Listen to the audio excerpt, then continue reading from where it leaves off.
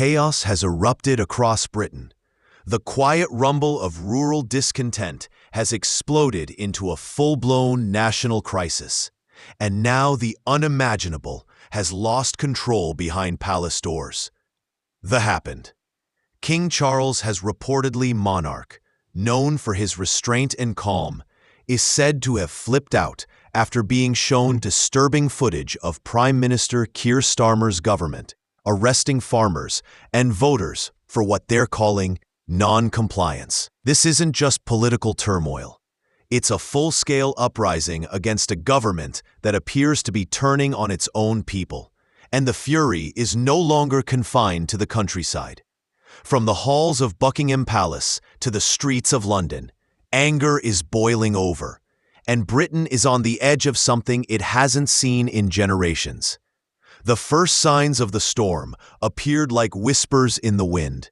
Scattered protests in farming regions, social media posts from distressed families, and quiet warnings from legal observers about overreach. But within days, those whispers turned into roars. Across England's rural heartlands, Somerset, Lincolnshire, Devon, Northland, the fields that once symbolized the nation's agricultural pride became flashpoints of rebellion. What triggered this eruption? A series of radical enforcement actions taken by the Starr government under newly introduced emergency compliance orders, which were designed to target individuals and communities deemed resistant to national directives.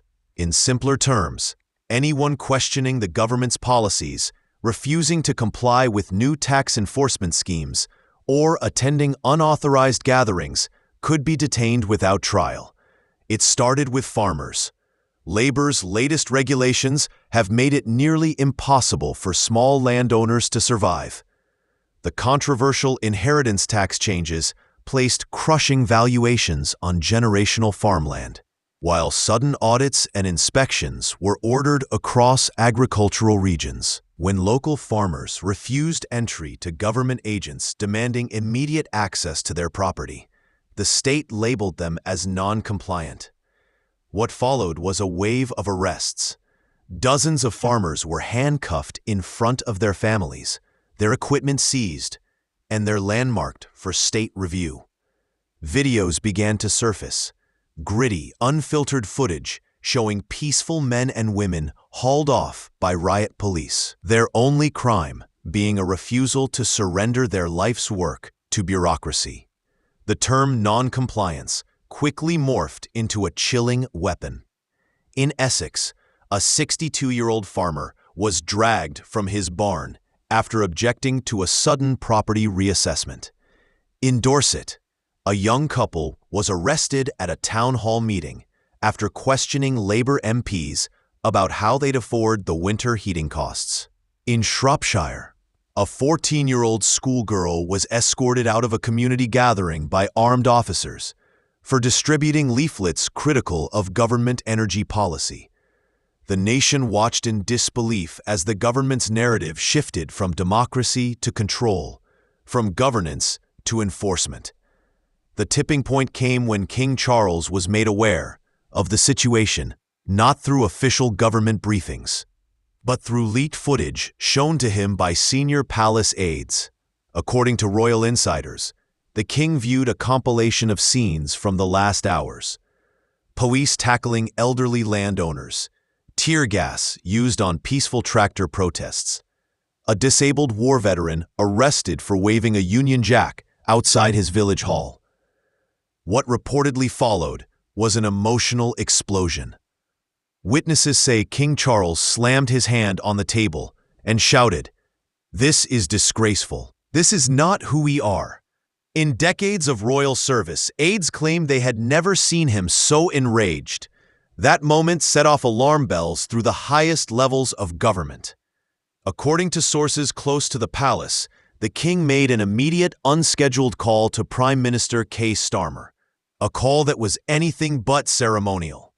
In a tone described as furious and unwavering, King Charles allegedly warned the Prime Minister, "You are tearing this nation apart. You are arresting the people whose backs built this country. This must end." While the monarchy is constitutionally limited, the symbolic power of such a rebuke is seismic. The king, though bound by tradition to remain neutral, had just crossed an invisible line, a line many believe was long overdue. But the Starmer administration didn't back down.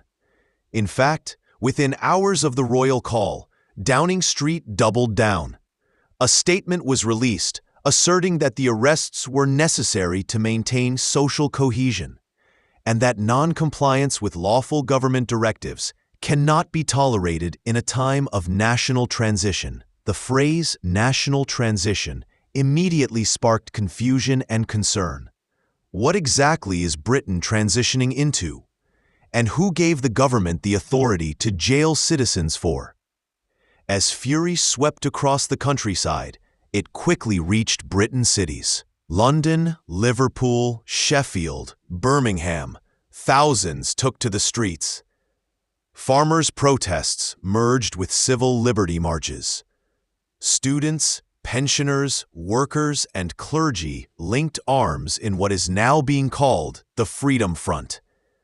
Protest banners stretched from Westminster to Tower Bridge, emblazoned with messages like, "We are not serfs, stop the arrests, and Britain belongs to the people." In London alone, over 120,000 demonstrators flooded the streets in just 2 days. Despite the protests being overwhelmingly peaceful, police presence intensified with riot gear units deployed preemptively, drones circling overhead, and mobile surveillance towers scanning the crowds. At the same time, disturbing new reports surfaced in Gloucestershire. A small village council building was raided after residents were found hosting an informal meeting to discuss compliance strategies. Everyone present was arrested, including an 83-year-old former nurse. In Lancashire, a man was detained after tweeting, "Britain feels like a prison lately." The tweet was flagged by government algorithms as potential digital provocation. These stories, once dismissed as conspiracy or exaggeration, are now confirmed and documented by multiple independent sources, including legal watchdogs and international media. The reaction from the press has been mixed, but increasingly fractured. Major media houses have hesitated to cover the full extent of the arrests, citing responsible journalism and national security considerations. However, several journalists have broken rank, publishing anonymous testimonies about being warned not to all inflame public sentiment. One leaked email from a senior editor at a top British outlet reads, "We've been advised to tread carefully. The government is watching our tone." Such revelations have only further ignited the public's rage, reinforcing the belief that free speech in Britain is now under siege. Meanwhile, the Reform UK party has surged in both popularity and activity. Nigel Farage, once considered politically toxic by the establishment, is now hailed as a truth-teller.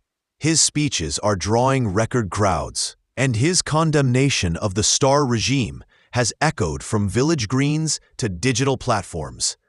"We are witnessing the rise of a police state," he said during a rally in Leeds, "and it is our duty to stop it before it's too late." His words have galvanized a movement, and many believe Britain is now entering a showdown between government control and people power. As Section 1 ends, the nation is at a boiling point. The palace is rattled, the Prime Minister is defiant, and the people, once quiet and divided, farmers and voters for so-called, are uniting in outrage. The arrests of non-compliance have awakened something deeper in the British spirit. The question now isn't just whether Starmer will hold his ground, it's how long the system can hold it all. As the streets swell with protesters and the palace's silence becomes deafening, Britain stands on the brink. In the days following King Charles's explosive reaction, the country has spiraled further into a state of unrest.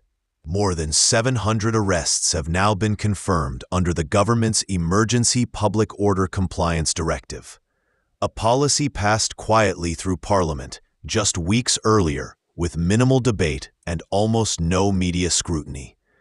This directive grants sweeping powers to law enforcement, allowing officers to detain any individual suspected of organizing disruptive gatherings, questioning official narratives, or failing to cooperate with state outreach operations. These phrases are so broad and vague, they could apply to nearly anyone. Citizens posting concerns online, elderly residents refusing door-to-door survey teams, or even children discussing protests at school. Detention centers have begun to overflow.